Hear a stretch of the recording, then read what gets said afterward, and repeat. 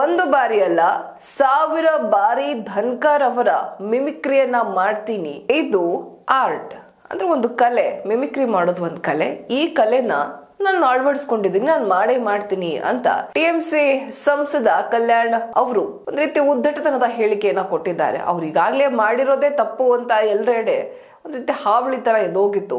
ಆದ್ರೂ ಕೂಡ ಅದ್ರ ಮಧ್ಯೆ ಮತ್ತೆ ನಾನು ಇನ್ನೂ ಮಾಡ್ತೀನಿ, 1000 ಸರಿ ಮಾಡ್ತೀನಿ ಅಂತ ಒಂದ್ ರೀತಿ ಚಿಕ್ಕ ಮಕ್ಕಳ ತರ ಹೇಳ್ಕೊಂಡಿದ್ದಾರೆ. ಬನ್ನಿ ಹಾಗಾದ್ರೆ ಇವರು ಯಾವ ಕಾರ್ಯಕ್ರಮದಲ್ಲಿ ಮತ್ತು ಯಾವ ಒಂದು ಸ್ಥಳದಲ್ಲಿ ಇಂತಹ ಒಂದು ಹೇಳಿಕೆಯನ್ನ ಕೊಟ್ಟಿದ್ದಾರೆ ನೋಡೋಣ. ಮಿಮಿಕ್ರಿ ಮಾಡುವುದು ಒಂದು ಕಲೆಯಾಗಿದ್ದು, ಬೇಕಿದ್ರೆ ನಾನು 1000 ಬಾರಿ ಅದನ್ನು ಮಾಡುತ್ತೇನೆ. ಹೀಗೆ ಮಾಡಲು ನನಗೆ ಹಕ್ಕಿದೆ ಎಂದು ಟಿಎಂಸಿ ಸಂಸದ ಕಲ್ಯಾಣ ಬ್ಯಾನರ್ಜಿ ಮತ್ತೆ ಉದ್ದಟತನವನ್ನು ಮೆರೆದಿದ್ದಾರೆ. ಪಶ್ಚಿಮ ಬಂಗಾಳದ ಶ್ರೀರಾಂಪುರದಲ್ಲಿ ನಡೆದ ಕಾರ್ಯಕ್ರಮವೊಂದರಲ್ಲಿ ಮಾತನಾಡುತ್ತಾ ಕ್ಷುಲ್ಲಕ ವಿಚಾರದಲ್ಲಿ ಅಸಮಾಧಾನಗೊಂಡಿದ್ದಕ್ಕಾಗಿ ಧನ್ಕರ್ ಅವರನ್ನು ಟೀಕಿಸಿದರು. ನಾನು ಮಿಮಿಕ್ರಿ ಮಾಡುತ್ತಲೇ ಇರುತ್ತೇನೆ, ಅದೊಂದು ಕಲೆ. ಬೇಕಾದರೆ 1000 ಬಾರಿ ಮಾಡುತ್ತೇನೆ. ನನ್ನ ಅಭಿಪ್ರಾಯಗಳನ್ನ ವ್ಯಕ್ತಪಡಿಸಲು ನನಗೆ ಎಲ್ಲ ಹಕ್ಕುಗಳಿವೆ. ನೀವು ನನ್ನನ್ನು ಜೈಲಿಗೆ ಹಾಕಬಹುದು, ಆದರೆ ನಾನು ಹಿಂದೆ ಸರಿಯುವುದಿಲ್ಲ ಎಂದು ಹೇಳಿದರು.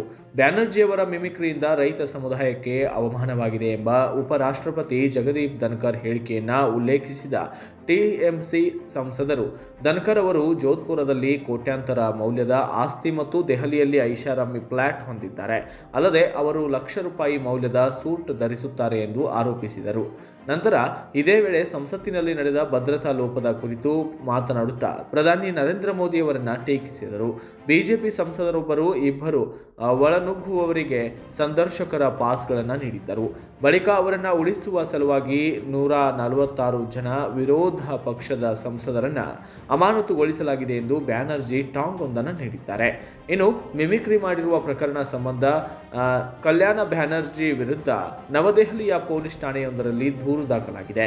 ದಕ್ಷಿಣ ದೆಹಲಿಯ ಪೊಲೀಸ್ ಉಪ ಕಮಿಷನರ್ ಪ್ರಕಾರ ನಗರದ ಡಿಫೆನ್ಸ್ ಕಾಲೋನಿ ಪೊಲೀಸ್ ಠಾಣೆಯಲ್ಲಿ ಅಭಿಷೇಕ್ ಗೌತಮ್ ಎಂಬ ವಕೀಲರು ಬ್ಯಾನರ್ಜಿಯವರ ವಿರುದ್ಧ ದೂರು ನೀಡಿದ್ದಾರೆ ಎನ್ನಲಾಗಿದೆ.